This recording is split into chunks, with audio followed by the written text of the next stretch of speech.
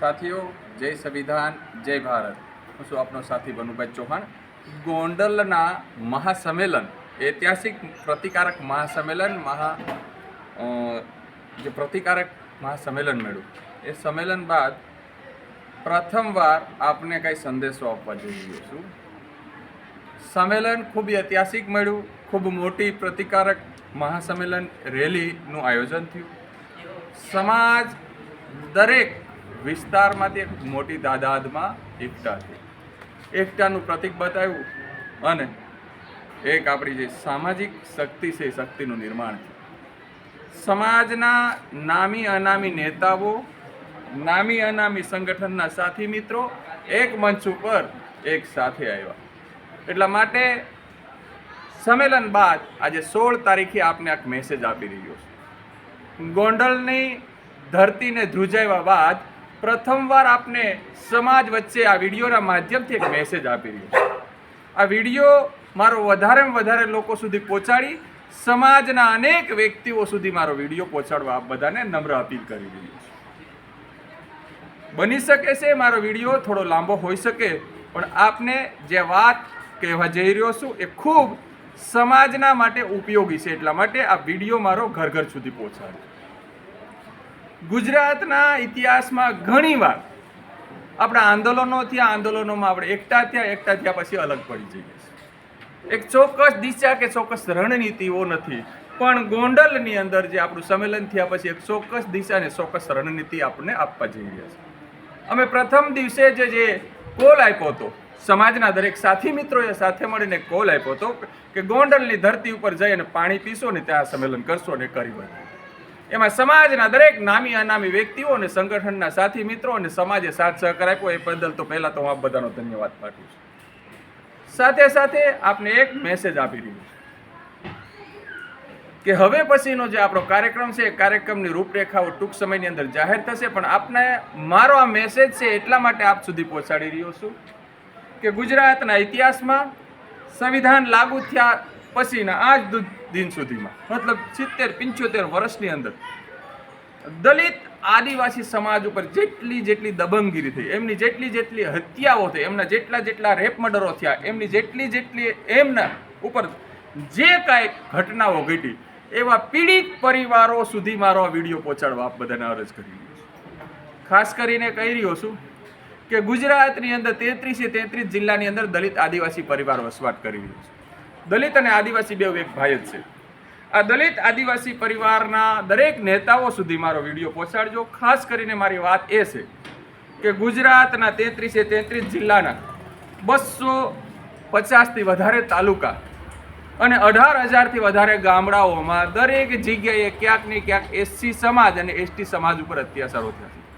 એમની હત્યાઓ થઈ છે. જેમ કે ગોલાણા કાંડ હોય, સુડા કાંડ હોય, ઉના કાંડ હોય, ઉનાનું બીજું આકોલવાડી કાંડ હોય, આવા અનેક કાંડો, થાનગઢ કાંડ હોય, અનેક કાંડો એક દિવસ પણ થંભવાનું નામ નથી લેતા. ગુજરાતની અંદર અવારનવાર ક્યાંય ને ક્યાંય દલિત અને આદિવાસી સમાજને જાતિવાદી વ્યવસ્થાના હિસાબે ટાર્ગેટ કરવામાં આવી રહ્યું છે. તો અમારો વિડીયો ખાસ તર્કથી સાંભળજો અને આપ લોકો થોડું વિચારજો. આપ બધાને જેમ ગોંડલની વાત આપણે સાંભળી અને અમારો અવાજ ઉઠાવી અને આપણે સમાજ એક મંચ ઉપર થયા, આજે આ મારો વિડીયો સાંભળી આપને કામ સોંપવા માટે આ મેસેજ બનાવી રહ્યો છું. આપને કામ એ સોંપું છું કે આપ બધાની નૈતિક જિમ્મેદારી હવે એ રહેશે કે દરેક તાલુકા, દરેક જિલ્લા અને દરેક ગ્રામ્યની અંદર 1950થી લઈને અત્યાર સુધીમાં દલિત આદિવાસીઓ ઉપર જ્યાં અત્યાચારો થયા, એ અત્યાચારોની યાદી અમે બનાવી રહ્યા છીએ. જેમ કે અમરેલી જિલ્લાના 11 તાલુકા છે, ઉદાહરણ બતાવી રહ્યું છું. તો 11 તાલુકાના 620 ગામની અંદર જ્યાં અત્યાચાર થયા છે તે અમરેલી જિલ્લાના આગેવાનો, દરેક તાલુકાના આગેવાનો સુધી આપની યાદી પહોંચાડો અને એ યાદી અમારા સુધી પહોંચાડો. આવી રીતે દરેક જિલ્લાના જે આગેવાનો છે પોતપોતાની વિસ્તારની જવાબદારી લઈ આપના વિસ્તારની અંદર જે જગ્યાએ જે અત્યાચારો થયા છે 1950થી લઈને અત્યાર સુધી અત્યાચારની યાદી તૈયાર કરો. આ યાદી તૈયાર કરીને ત્યાર પછી દરેક પીડિત પરિવારો છે એમની મુલાકાત લેવા આપણે છે સમગ્ર અનુસૂચિત જાતિ અને અનુસૂચિત જનજાતિની જે એક મંચ બનવા જઈ રહ્યું છે એ એમની મુલાકાત લેશે. આ એક આંદોલન ખૂબ મોટી સંખ્યામાં થવા જઈ રહ્યું છે. સમાજ ઉપર અત્યાચારો બંધ નથી થતા એમનો જવાબદાર અગર કોઈ હોય તો એક જ વસ્તુ છે, એ છે વ્યવસ્થા. ગોંડલની સફળતા બાદ ગોંડલનો જે કાર્યક્રમ થયા પછી આ પ્રથમવાર વિડીયો બનાવી રહ્યો છું. સાથી મિત્રો સાથે ચર્ચા કર્યા પછી વિડીયો બનાવી રહ્યો છું. આપ બધાને એક જ રિક્વેસ્ટ અને અપીલ કરું છું કે આપ આપના જિલ્લાની, ચાહે વલસાડ હોય, વાપી હોય કે કચ્છ હોય, આમ બનાસકાંઠા હોય, મધ્ય ગુજરાત હોય કે સૌરાષ્ટ્ર હોય, દરેક 33 જિલ્લાના અંબાજીથી લઈને ઉમરગામ સુધી, કચ્છથી લઈ અને સૌરાષ્ટ્રના દરેક વિસ્તાર અને મધ્ય ગુજરાત સુધીના દરેક જિલ્લા તાલુકાના પ્રતિનિધિઓ, જેમ આપણે એક મંચ ઉપર બેઠા હતા એમ આપ બધાની એક જવાબદારી સોંપી રહ્યો છું.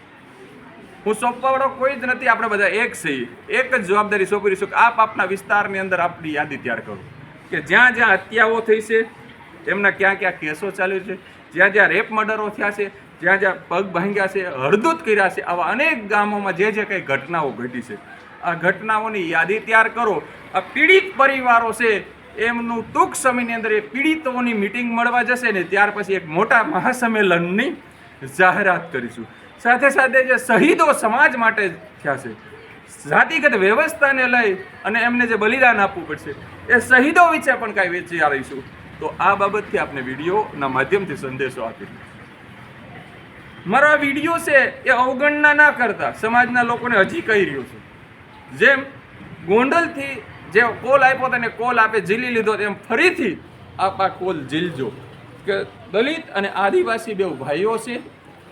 દલિત આદિવાસીઓના દીકરાઓને મૂંચ રાખવામાંથી, પાણીના ઘડા સૂવામાંથી, એમની દીકરીઓને નિર્વસ્ત કરી અને એમની રોડ ઉપર પરેડો કાઢવામાં આવતી હોય અને આ વસ્તુ બનતી હોય તો એક જ વસ્તુના હિસાબે બની રહી છે, એ બને છે આ દેશની અંદર એક વ્યવસ્થા, જે વ્યવસ્થામાં એકને ઊંચો ને એકને નીચો સમજવામાં છે એ વ્યવસ્થાથી થઈ ગઈ. આજ દી સુધી જેટલા અત્યાચારો થયા એ કોઈ વિચાર કરજો, કોઈ વિધર્મીઓએ દલિત આદિવાસીઓને માર્યા નથી. મારવાવાળા કોણ છે એ વિચારજો. જે કોઈ જગ્યાએ જે ઘટનાઓ એ ઘટી, એ ઘટનાની પાછળ કોઈ મુસ્લિમ નહીં હોય, કોઈ જૈન નહીં હોય, કોઈ શીખ નહીં હોય, કોઈ બૌદ્ધ નહીં હોય, કોઈ ઈસાઈ નહીં. મારવાવાળો પણ કોણ હશે એ વિચારજો તમે. તો આ વ્યવસ્થાથી જે સમાજની જે તકલીફ થઈ રહી છે એ વ્યવસ્થાના બદલાવ માટે પૂરા ગુજરાતની અંદર 33 જિલ્લા, 250થી વધારે તાલુકાના 18,000 ગામડા સુધી મારો વિડીયો પહોંચાડી ગુજરાતભરની મધ્ય ગુજરાતની ટીમ જે મારી સાથે જોડાયેલી છે, હું નામ નથી લેતો, મારી સાથે આવી જાય છે. ઉત્તર ગુજરાતની ટીમ નામ નથી લેતો, મારી સાથે આવી જાય છે.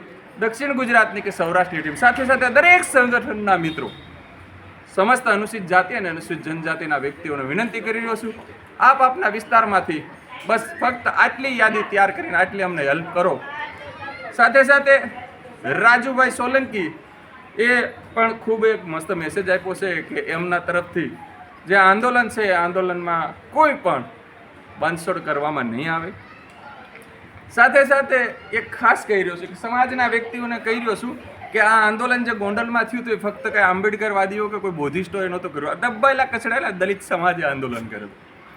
એમાં ચાહે કોઈ પણ વ્યક્તિ ગમે ત્યાં માનતો હોય, પણ જ્યારે સમાજ ઉપર વાત આવતી હોય તો ફક્ત ને ફક્ત એક વિચારધારાને લઈ સોશિયલ મીડિયાની અંદર ખોટા મેસેજો કે ખોટી વાતો ના કરવી. ત્યારે દલિત સમાજ એક મંચ ઉપર આવતો હોય, તે દબાયેલો કચડાયેલો વર્ગ છે એ દરેક જગ્યાએ ક્યાંક ને ક્યાંક અલગ અલગ વિચારધારા સાથે સંકળાયેલો છે, પણ આખરે આપણે એક છીએ.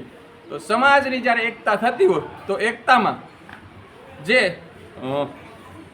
તોડવાની કોશિશો સોશિયલ મીડિયાના માધ્યમથી સામેના પક્ષો જેમને તકલીફ થાય છે એ આપણા જ અમુક વ્યક્તિઓને તૈયાર કરીને કરી રહ્યા છે. આવા વ્યક્તિઓથી ખાસ સેતું અને આપણું આંદોલન છે ટૂંક સમયની અંદર દરેક પીડિતો છે એમને એકઠા કરવા માટે સર્વપ્રથમ ઉનાકાંડના જે પીડિતો છે એમાં સાહેબ પિયુષભાઈ હોય, વૈશ્રામભાઈ, રાજુભાઈ હોય જુનાગઢથી, આવા અનેક પીડિતો છે. એ પીડિતો પૂરા ગુજરાતના પીડિતોની યાદી તૈયાર થશે અને એ યાદીના માધ્યમથી પહેલાં તો પ્રથમ એમની એક ખૂબ મોટી સંકલન બેઠક મળવા જઈ રહી છે. તો આપના વિસ્તારની અંદર જ્યાં જેના ઉપર અત્યાચારો થયા છે એ યાદી તૈયાર કરી આપના જિલ્લાના જે પ્રતિનિધિ હોય એના દ્વારા અમારો કોન્ટેક્ટ કરશો, કારણ કે દરેક જિલ્લાના પ્રતિનિધિઓ છે ક્યાંક ને ક્યાંક અમારા સંપર્કમાં છે. આમ છતાં જો આપ એવું થતું હોય કે અમારે કોનો કોન્ટેક્ટ કરવો તો આપ રાજુભાઈ સોલંકીનો પણ કોન્ટેક્ટ કરી શકો છો, બાલુબાપાનો કોન્ટેક્ટ કરી શકો છો, અમારો કરી શકો છો. આપ આપના જિલ્લાની અંદર ગમે તેનો કોન્ટેક્ટ કરી અને અમારા સુધી આપ આપના વિસ્તારની યાદી પહોંચાડજો એવી અપીલ સાથે આપ બધાને ફરીથી જય ભીમ. આ વિડીયો વધારે લોકો સુધી પહોંચાડજો. આપણો સંદેશો એક જ છે કે જેટલા પીડિતો છે એ પીડિતોની યાદી તૈયાર કરવાની. જય ભીમ, જય ભારત, જય સંવિધાન.